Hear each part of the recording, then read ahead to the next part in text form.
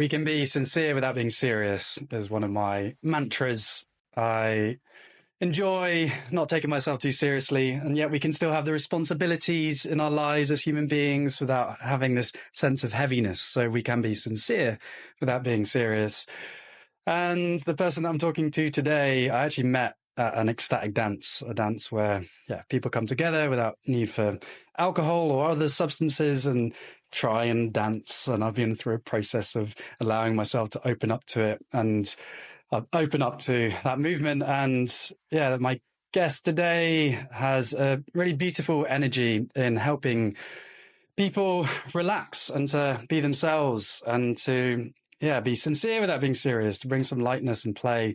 And I'm really excited about today's conversation to explore some ideas to help us and help any of you listening to find some lightness, and not only in how we relate to ourselves, but also our relationships as well. Gaia, what a pleasure and privilege to be in conversation with you. Yeah, thank you so much. It's really, really lovely to be with you. Thank you for having me. So, I think a good place that we could start, and we were just discussing this before we came on, and I think that the approach of wellness, most human beings, as my Tai Chi master says, most human beings want to live long and live well. Part of our lives is trying to work out how to navigate it with skill and to maybe feel good a fair amount of the time.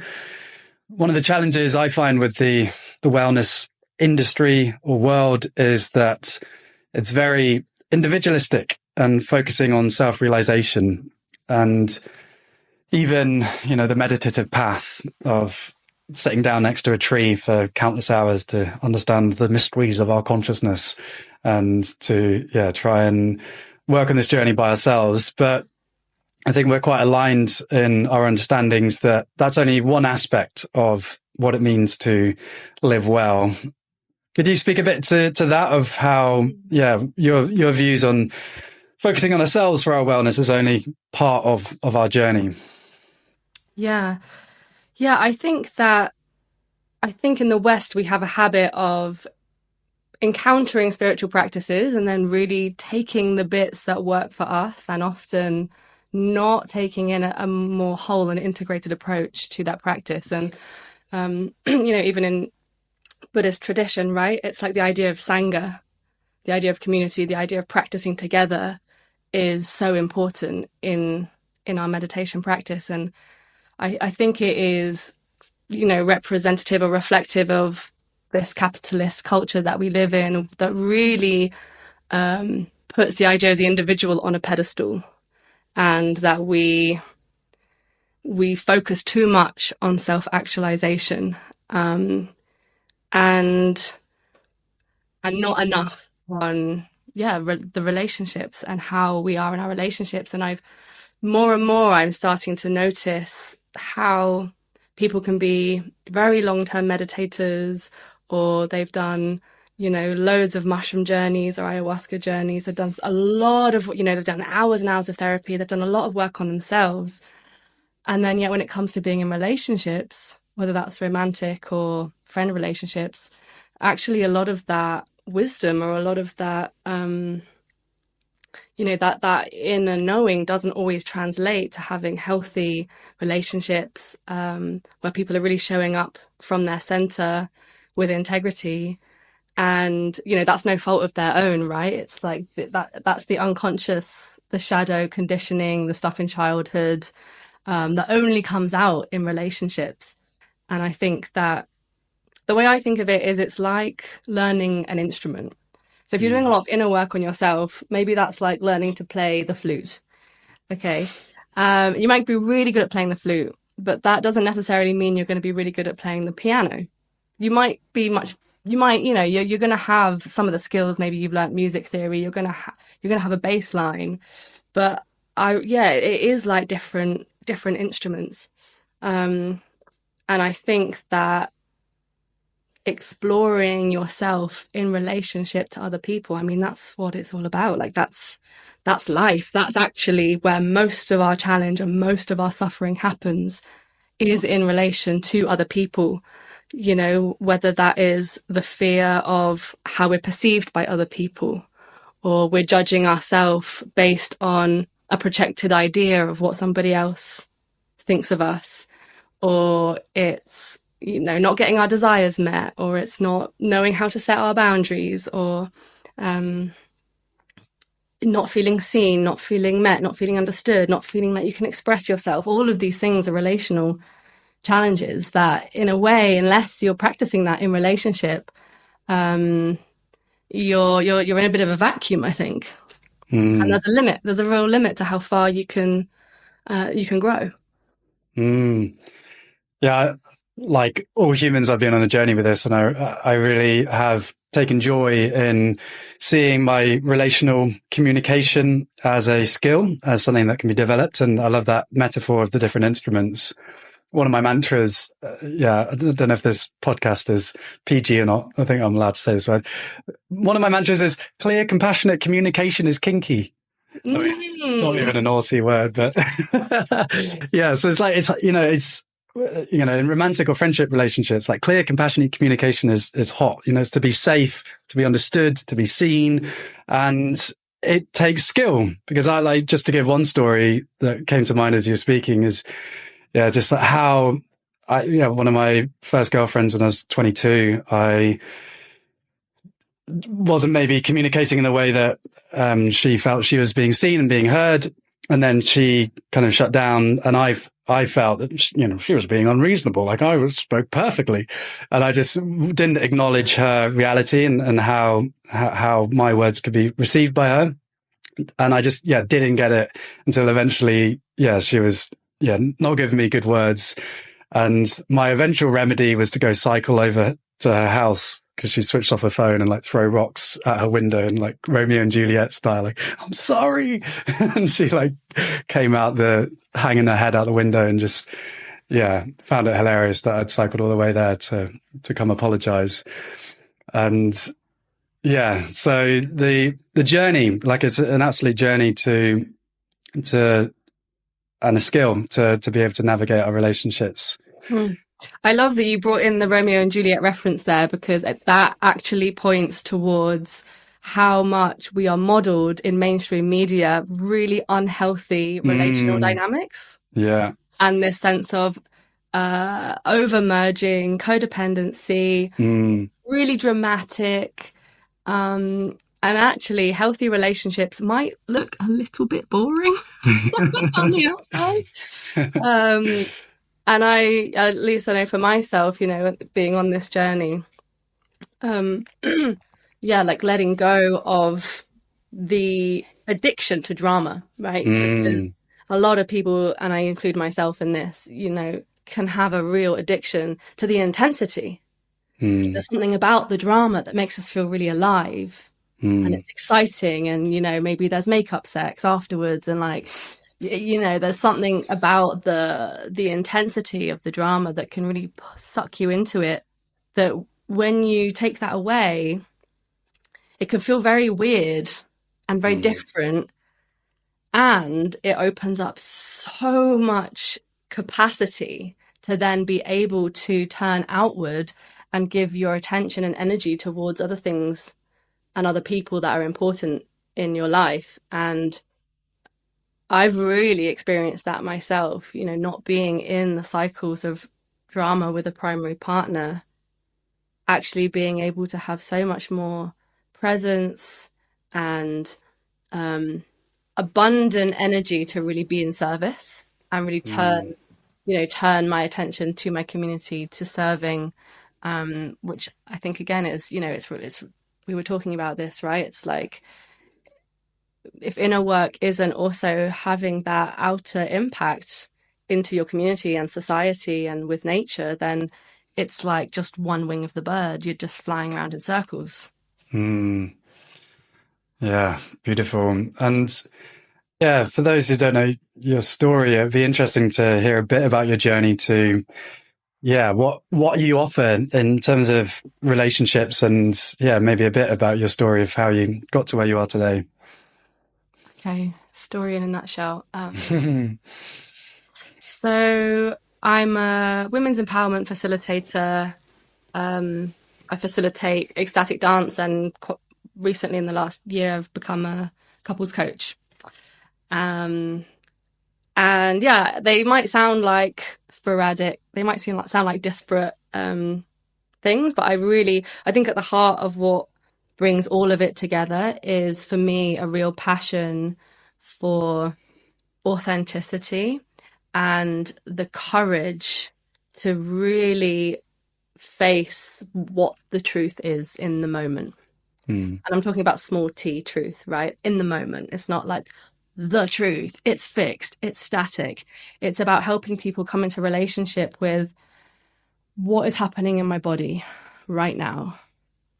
How do I understand and process through being in touch with sensation, emotion, understanding what my narrative, what the story is. And from that place, that is the first step to what I think true inner freedom is. True freedom is awareness and agency.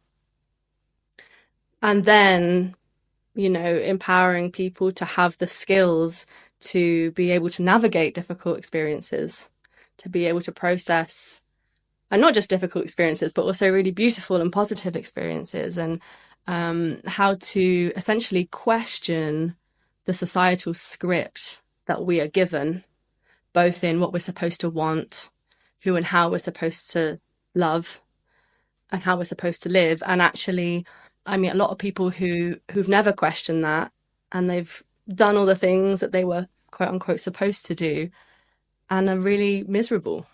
So a bit of the story of how I got there, that was your other question. My background is in performance and theatre.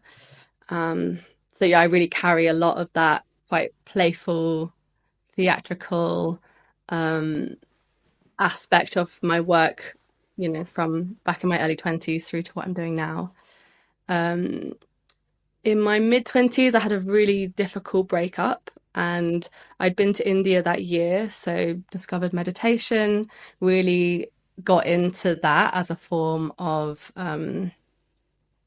understanding myself better. I think just the simple concept of differentiating yourself from your emotions.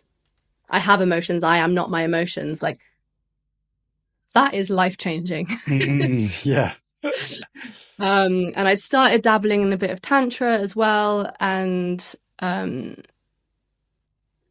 the breakup really put me to the test, and I had to get out all of the skills in my arsenal really just to get through the day. It was the kind of experience, I think it was probably the first time I've really experienced a kind of destabilizing grief where you just feel like the whole fabric of your reality is kind of torn apart, and the trajectory that my life was on was suddenly like all of that future was just dissolving in front of me. And that really was the catalyst moment that kind of led me down the rabbit hole, if you like. And I think a lot of people who become facilitators or get really deep into this work, there's often a catalyst moment, whether that's later in life or whether it's, more early childhood trauma, that's something that they want to go into and resolve. And then, okay, this is not a short answer, sorry. I think I became a bit of a workshop junkie and just went to so many different festivals and workshops and weekends, and really just discovering what practices worked for me and what really brought me to life. And for me, they were, I'm a very emotional person, so actually learning how to process emotion in a healthy way through movement, through physicality, that's been a really important part of my practice and what I share with people.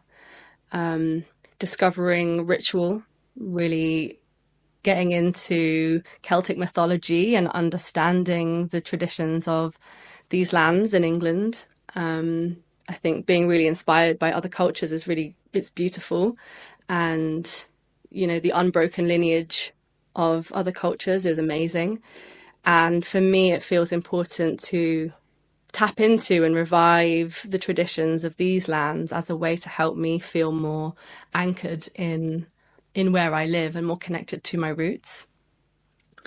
So that's also a really big part of what I share, is bringing people together through ritual, which is really about stepping outside of your everyday life, coming into a place where you are really intentionally marking something, whether that's intentionally choosing to call something in, let go, whether that's a big life transition like a marriage or a baby or a death, and to be seen and witnessed in that, to be held in community setting that somehow helps you to, it can like help, especially these big transition moments, it can help them feel more real, and it can also help you feel like you are more held, more supported, more that there's a sense that you're not doing it alone. Like there's people who are really loving you and with you and blessing you on that journey. So yeah, movement, embodiment, ritual, and then more recently the relational aspect, which has been a big journey with my current now husband, which is weird to say that. Yeah. And we've been together for 7 years, and yeah, I think my previous relationship was very comfortable, but didn't challenge me, and I don't think highlighted my own blind spots and where I needed to grow. And my current relationship really did all of those things in a way that was like fiery and difficult a lot of the time. And so, but we're both very determined people. So it's like, right, what are the tools and practices that we need to be able to be in this relationship, because we love each other so much. Love's not the issue here. It's all the other stuff.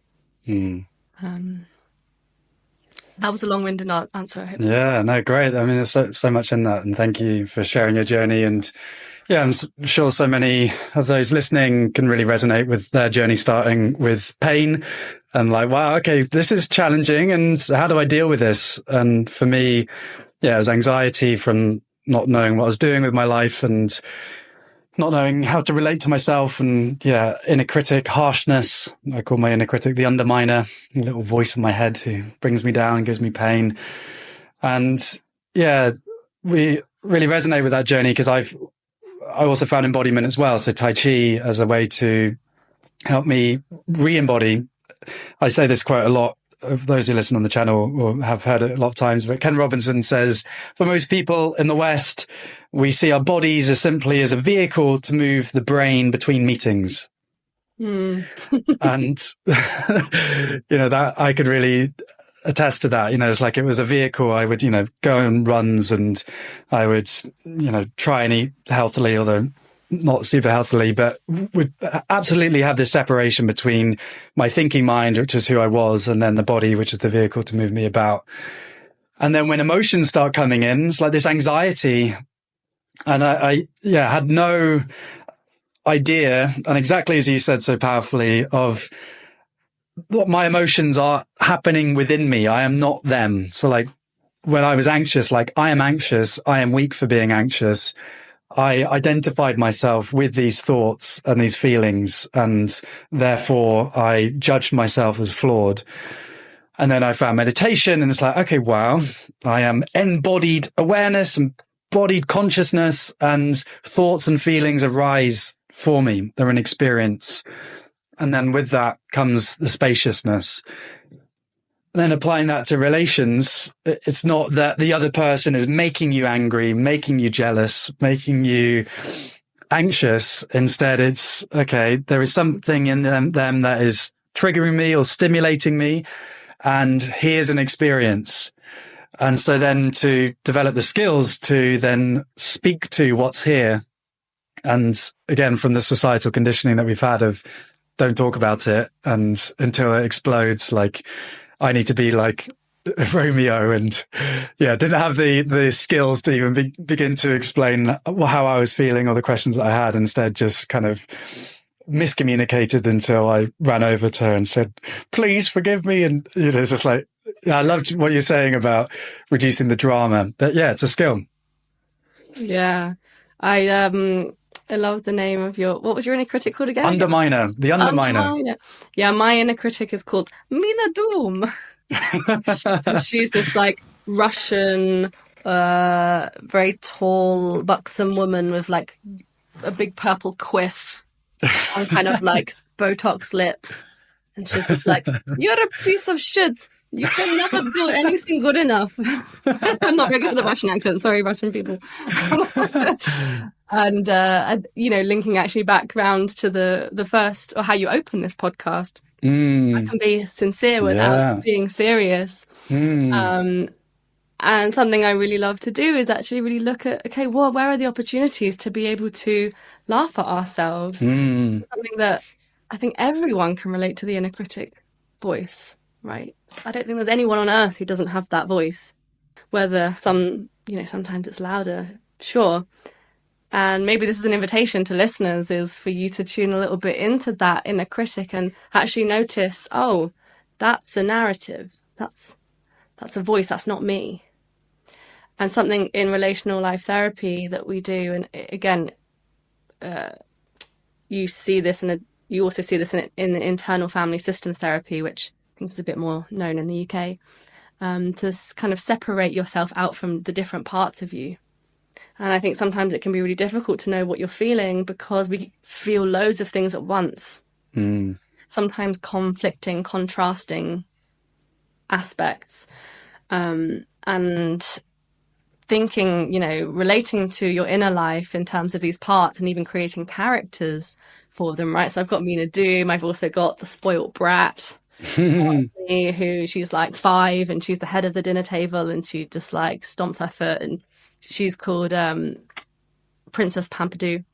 And she gets very upset if she doesn't get her way. Yeah. And there's the like PMS part of me that I call the hedgehog, and I've got this little hat that is it's like a little fluffy hedgehog hat that if I'm being a little bit spiky with my husband, I'll put the hat on to kind of. What does PMS mean? Oh, premenstrual stress. Yeah, I got you. Yeah. That's my mansplaining.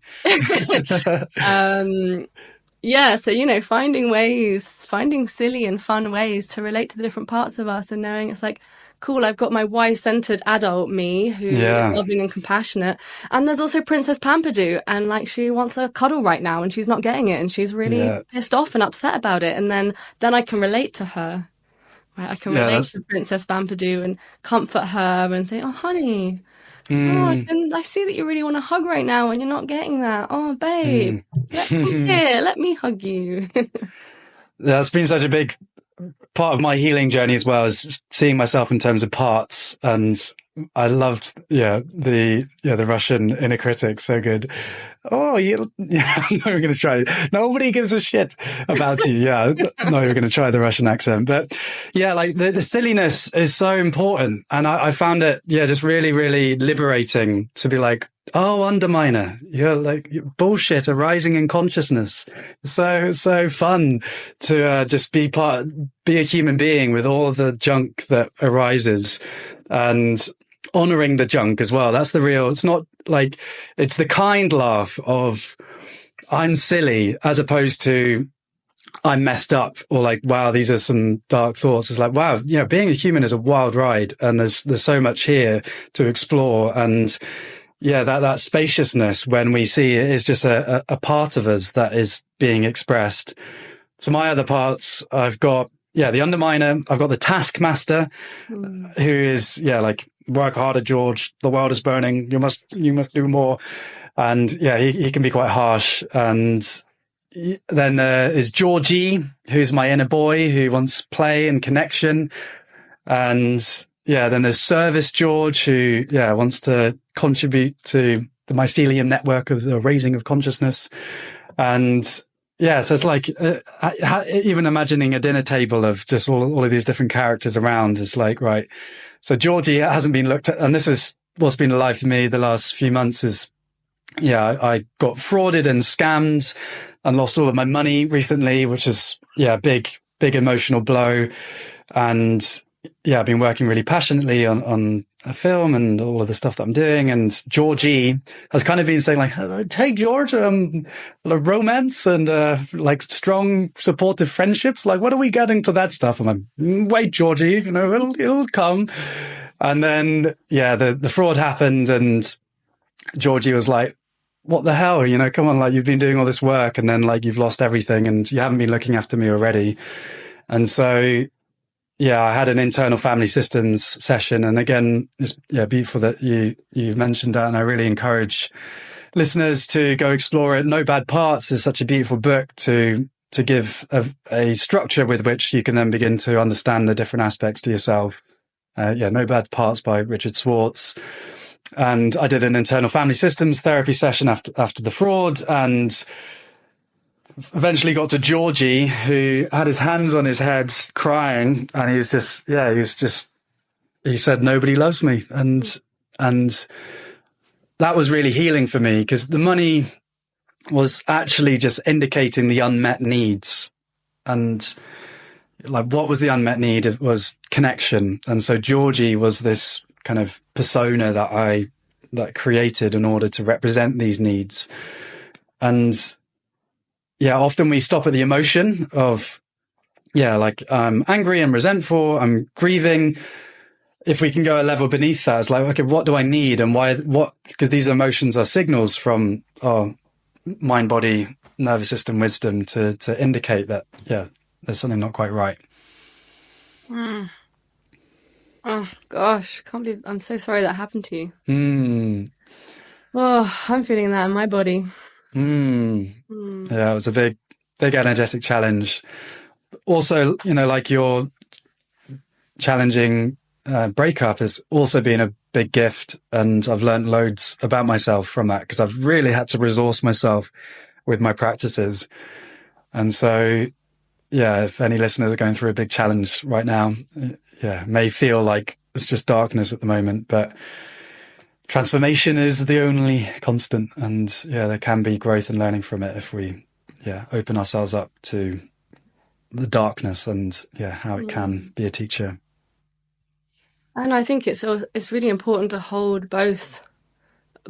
Like, that was really shit. Yeah. Like, that happened. Ugh. Yeah. And there's growth and learning. Like, and it's also okay for it to be like, that was really awful. I did a rain meditation by Tara Brach, and this is really beautiful meditation to recognize what's alive and to accept it, acknowledge it, and then investigate. Are there any beliefs that are leading to this thinking? And then just to give ourselves a big hug. And I went for a walk and just allowed the rage and the grief just to really sound out and to allow myself to feel it. Because again, a lot of the conditioning we have is to repress and to just get on with it without really going to what's alive in us. Right. And like, what one of my teachers, Elle Rosenthal, what she says and continually reminds me of, it's like, we're not doing this to get rid of these parts. We're not doing this to get rid of the whoosh, right? I prefer this word whoosh to trigger because I think it's quite a loaded word that implies that somebody somebody has triggered us. There's actually no, you already mentioned this. Something out here has happened. I'm experiencing a whoosh of emotion, a whoosh of sensation. And it's really about so it's not about getting rid of that. That's a normal process. It's about being able to tolerate and come into deeper acceptance of the whoosh, of the feelings, and to be able to relate to them with kindness, which sounds like you did beautifully, both with the IFS session and the Tara Brach meditation. And I feel like you in this, thank you for like that. I feel like it's a very vulnerable story to share, and a beautiful demonstration of taking responsibility for your experience. And in some ways, you're a victim to fraud, and I'm not hearing you in a victim mindset or in a victim narrative at all. It's like you're really taking responsibility for your experience, and I think that's beautiful and testament to you. Yeah, I appreciate you sharing that. And yeah, like honesty and vulnerability is so important to my journey. It's like share all these amazing ideas and wisdom from ancient China and speak them and communicate them. And I am still a human being with my challenges, and to then not bring people on the journey with me and to bring all the beautiful community that's developed that I'm so grateful for, to not bring my humanity into it would feel like a real, not a service to the reality of being human, which is, we have great potential. And, that's the spiritual path of the Buddha and Lao Tzu and Jesus, helping us realize that, we are love and there is an awesome potential to live in harmony. And the reality of the human embodiment is a lot of struggle. And just because. And the goal isn't to be in a total state of equilibrium all the time, right? That's not it. We're meant to feel angry. That's an important thing to feel. Anger is saying no, it's a boundary. We're meant to experience grief. We're meant to experience a wide range of emotion and go through that cycle. Like, that's what it means to be human.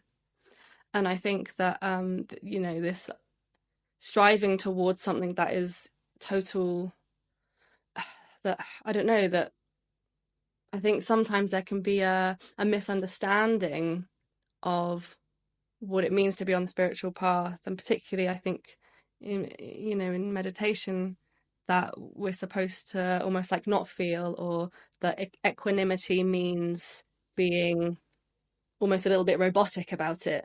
But it's like, no, equanimity is about finding peace in those peaks and troughs. Such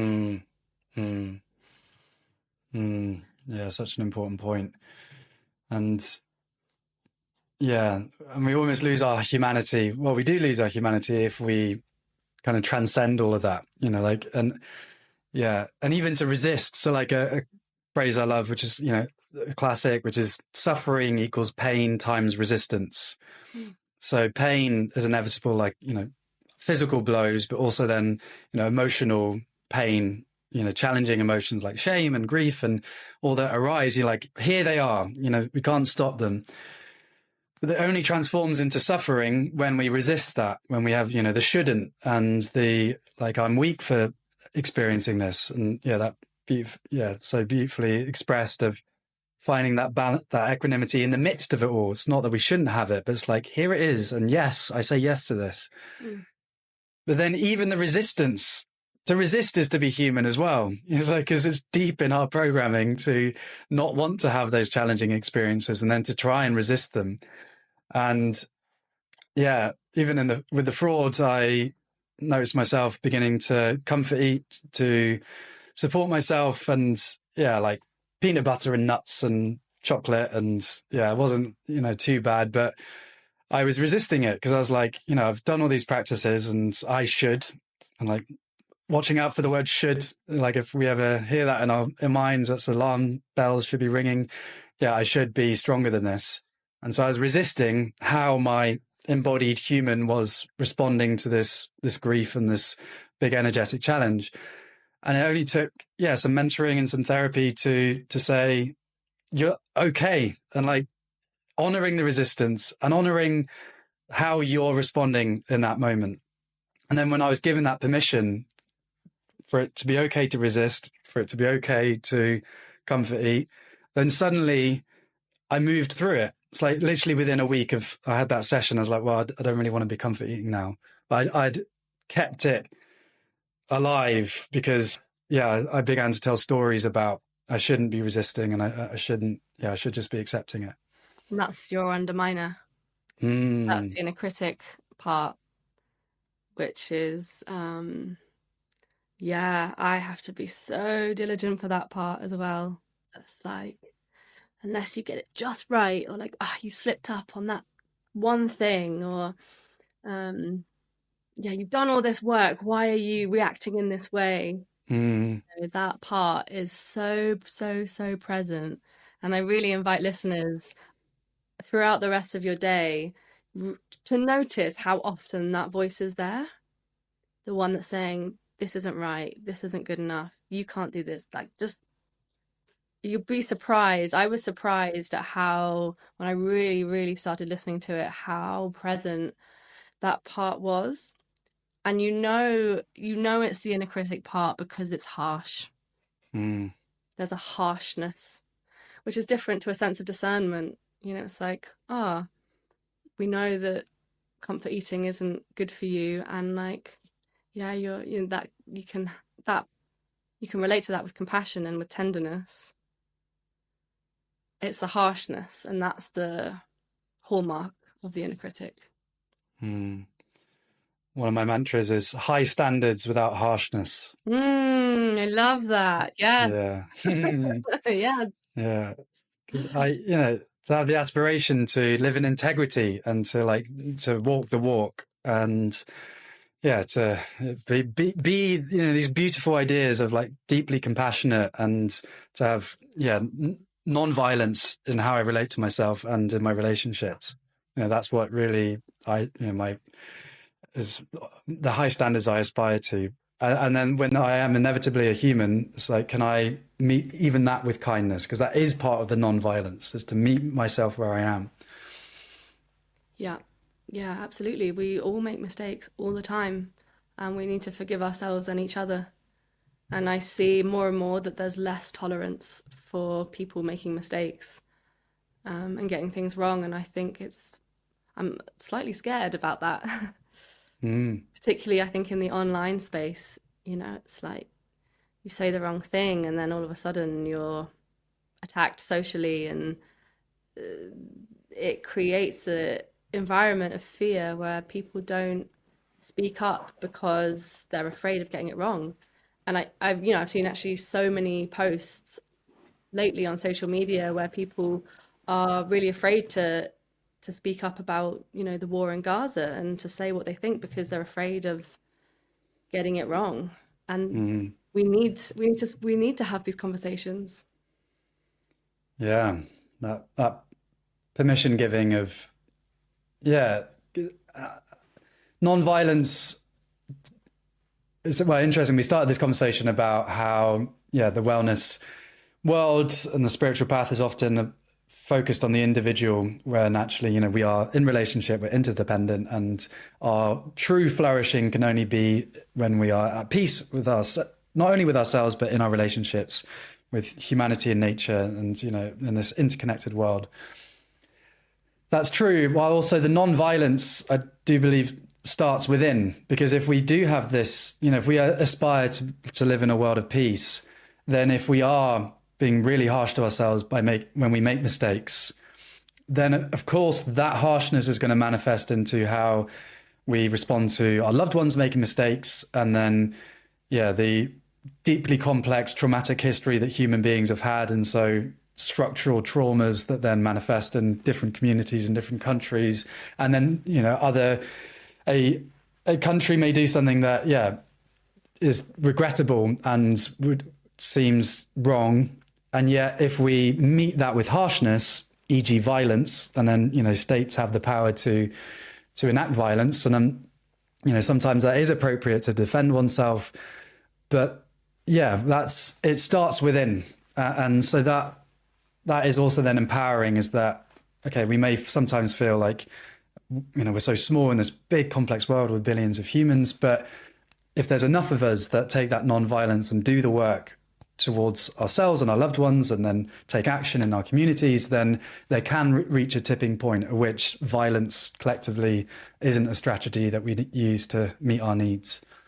100% agree. Yeah. And I think often we're not even aware of how violent we are to ourselves, or we think it's okay. We don't set boundaries with ourselves. The way we talk to ourselves is often, we would never in a million years imagine talking to anybody else like that. And we would never accept that from someone else. Yeah. Beautifully put. I'd love to move to embodiment, because this is something that, has been important in your journey, is that, we've had really beautiful adventure into, the reality of emotions and how to deal with them. And how do you see embodiment practices as being tools that we can use to support ourselves and navigating our emotions and challenges? I think it's imperative. Um, yeah. Okay. So, embodiment for me really is about sensation, emotion, understanding that those two things are connected. Emotion almost always, it is always sensational, even if that sensation is numbness. Numbness is a kind of sensation. And when we can slow down and really come into our bodies, what we're feeling, that is the place where we can actually release emotion and release even a backlog of emotion or trauma. It's understanding how often the narratives are actually creating and perpetuating the sensation, because that's what often is causing the suffering, right? It's the anxiety, that fluttering, tightness in the belly, or it's the shame, that like sinking feeling, or like draining of energy from your arms. It's that, I don't know, feeling of doubt, and that kind of like pounding in the belly, or the racing of the heart, right? All of these things it's so in the body. It's so in the body. And there are so many different types of embodiment, and embodiment can be sitting still. It can be in stillness and coming into that place of really, really feeling. Like, feeling is where the release happens. Letting go of your attachment to the story. Noticing this is a story I'm creating. Coming deep into the sensation with compassion and kindness. And then movement is another way of relating to that sensation. And whether that is something that you would do with yourself, with a somatic practitioner, or in a group of people. Authentic movement, right? So it's like coming first. For me, often movement begins in stillness, begins from that place of quieting. And then I like to think of, okay, if this feeling was a movement, or if this feeling was a shape, what shape would it be? So it's a way of exploring that emotion. So if I'm feeling, maybe like right now, I'm like, oh, I'm being recorded. Like, there's a little bit of nervousness right now. Maybe I've got this slight tingling, excited, fluttery feeling in my chest. So what would that be as a movement? Or if I actually just really put my attention there and breathe into it, how does it want to move? And I might use that place of where my sensation is highest. That's where my movement begins. It might be subtle. And often when you actually start moving into that feeling, it gives it space to be able to change. You're giving yourself more space for that emotion to be there. And the more you can come into the acknowledgement and the acceptance, and through feeling, through giving it actual time and space to be, often that feeling then moves and changes and transforms into something else. And again, it's like really staying present. How do I feel now? What's happening right now? And not being attached to that feeling of nervousness, or like allowing it to move into like, okay, now if you're just listening to this, you won't be able to see me, but I'm like doing a little wiggle on my chair. As I'm doing it, I'm like, oh, I'm getting a little smile on my face, and I'm getting this little bubble of joy that's now there, and it's like starting to move a little bit faster. And like, okay, there's like some sound that wants to come. And I'm really just staying with this feeling in my chest and noticing it wants to move. How does it want to change? Maybe it doesn't. maybe it intensifies for, it was intensifying for a short time, and then it started to expand and turn into something else. So beautiful. Yeah, thank you so much. And yeah, making it practical of what embodiment means, and yeah, what's here, what is here now. And yeah, the stories can come, but the starting point is to, yeah, what is here. And coming back to that quote of, for most people, the body being a vehicle, to the sensations are, yeah, the signals, or the kind of the messengers of the embodied wisdom to say, hey, this is what's happening for you. And we haven't been trained to be sensitive to these signals.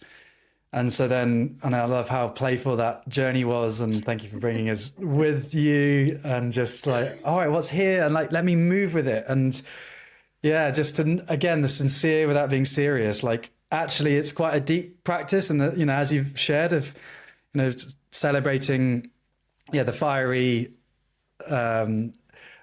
volcanic eruptions, maybe, well, yeah, the fieriness in your relationship with your now husband, and yet both of you wanting to work through that. And so, like, it is a sincere intention to what is here, and like one with deep healing potential, because yeah, if we don't see what's here, then we are the volcanic eruptions. So like, you get the fiery before the volcano. Most people don't know the fire's there, and then the top blows, and then suddenly, yeah, like Pompeii has been burnt to a crisp, and your husband is frozen in a position for 2,000 years for archaeologists to come out later. Wow, that was a deep argument that needed better communication 2,000 years ago. Yeah. And what embodiment really does is it helps us know ourselves more and understand more clearly what we actually think and feel about something. And I think it's especially important for people who are more numb, which often comes from early childhood and it not being safe to express emotion, which maybe for a number of reasons, right? Your family, the culture in your family, your societal culture. We're not taught this stuff, right? It's like most people, their families are doing the best that they could with the resources that they had. And we don't have these resources in our mainstream culture. And so learning, spending more time being with your body, and actually, if you experience a lot of numbness, my my kind of invitation to you is actually to explore that numbness. What kind of numbness? Is it cold numbness? Is it hot numbness? Is it, like if it had a shape, what shape would it be? If it had a color, what color would it be? And the more time that you spend actually really focusing on the numbness, eventually that will move through, and you'll start to feel more sensation. And I think, yeah, for me, with dance practice, using ecstatic dance as a form of getting to know myself more and processing, you can use it as a space to process difficult emotions. I sometimes use it as a space to hold a question. Actually, if I've got a question in my life, to hold that question and dance with it. I like to use the invitation or the prompt, especially if you have something difficult, like if you've had a big experience of grief, or you're in a big transition moment and you're feeling a lot of fear, to dance with it as if it's your dance partner. In the way that I just did in that mini form with my nervousness. You slow down and you tune into the sensation, and you let yourself be guided by that sensation. Starting, the movement is starting from that body part where you're feeling that sensation, and allow it to speak to you and through you. And you can be in dialogue. And doing that again, like with compassion, and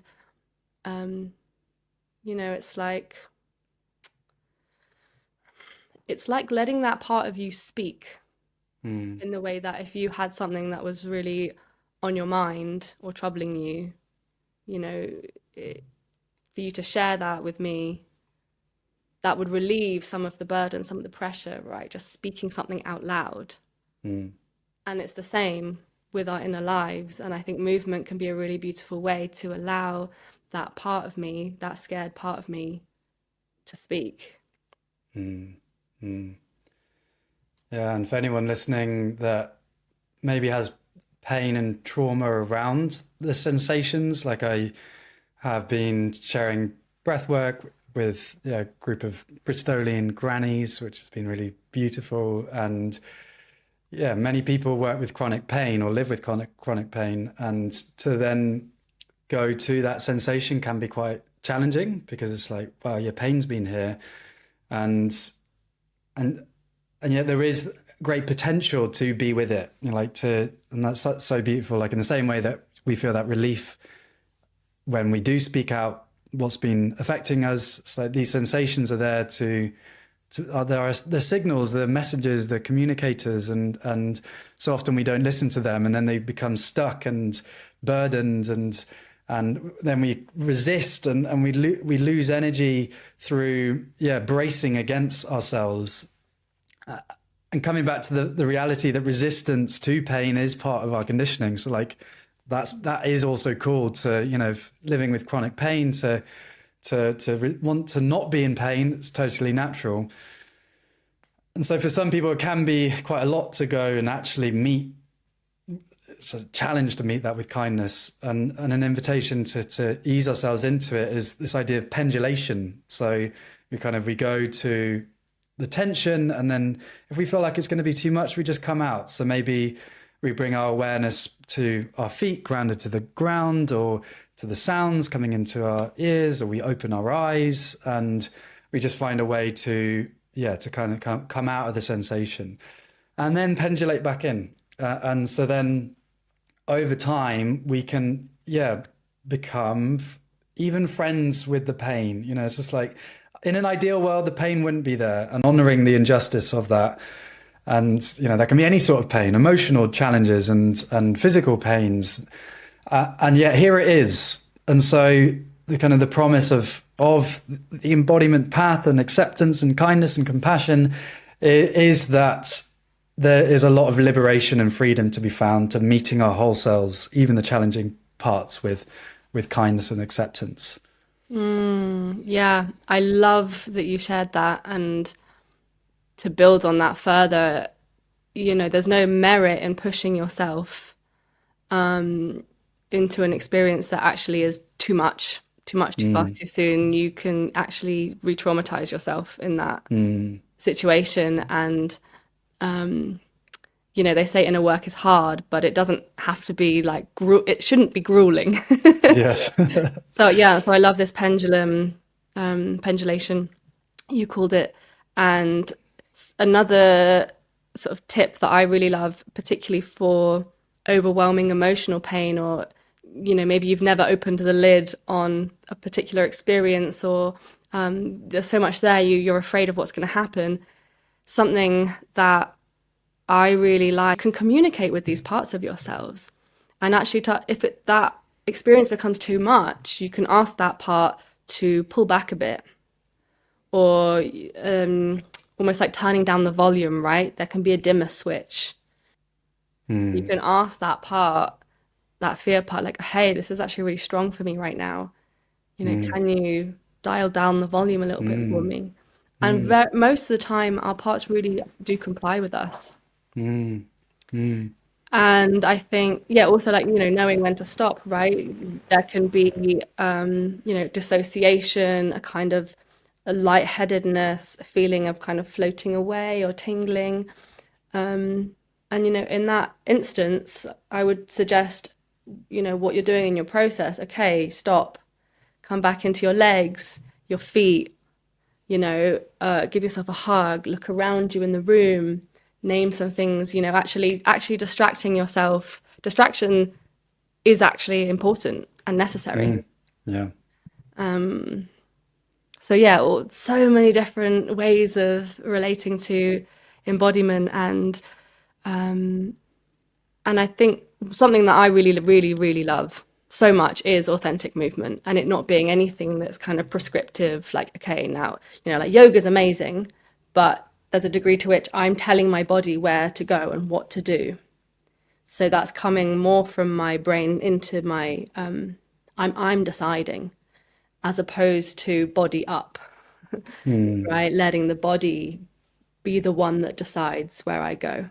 And it's not, I'm not thinking about it.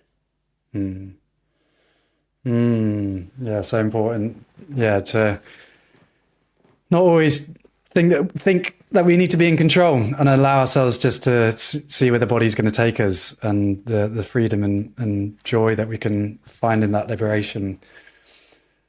And yeah, as we begin to, like, the question I always like to end our conversations with is, yeah, how do we make this actionable? And yeah, I think maybe after this question, I'd love to maybe a closing thought on emptiness and some wisdom from the Taoists. But yeah, like if you were to recommend a way to, I mean, actually so much of this has been practical, and I really honor you for, yeah, just the clarity with which you speak and how you've brought practices through for listeners and viewers through this conversation. If you were to, yeah, in terms of relating to others and to ourselves and to our emotions, if there's any practical steps that listeners could take to support themselves, what would you recommend?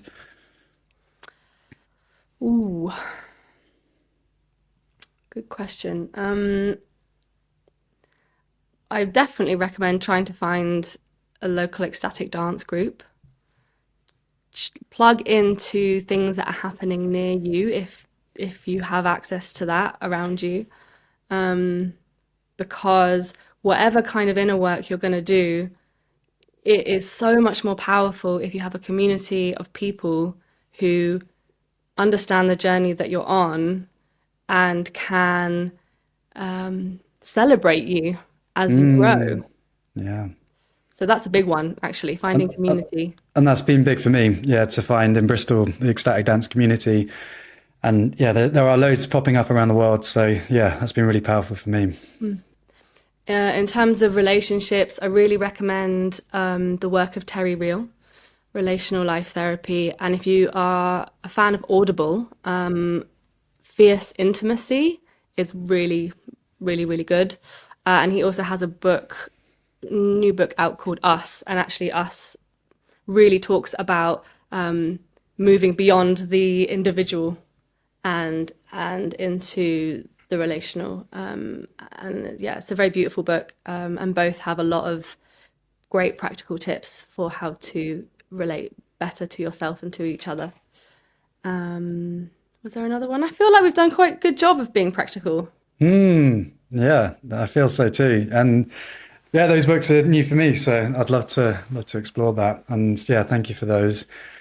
I'd love to end our conversation on, it's been a lot of words, and words are great because they help us understand our experiences and to be seen and to be heard, but also just letting it all go and finding maybe some emptiness and some wu wei, if anyone's been on the Taoist journey, can be supportive. And yeah, I think you've got a chapter from the Tao Te Ching, the foundational text of Taoism, for us, which would be a joy to hear from you.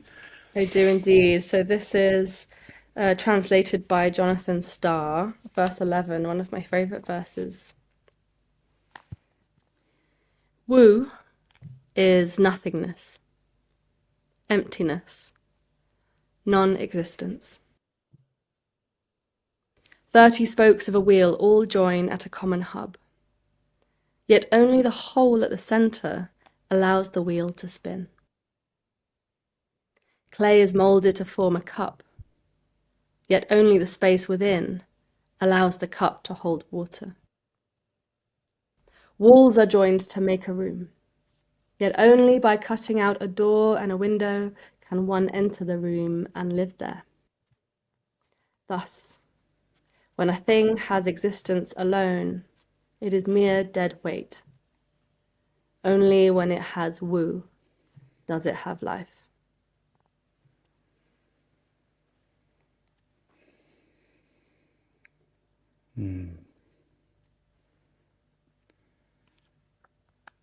Beautiful. So, yeah, inviting listeners and viewers to bring that woo and some space into today, maybe tomorrow. And Gaia, The what rest a of your life.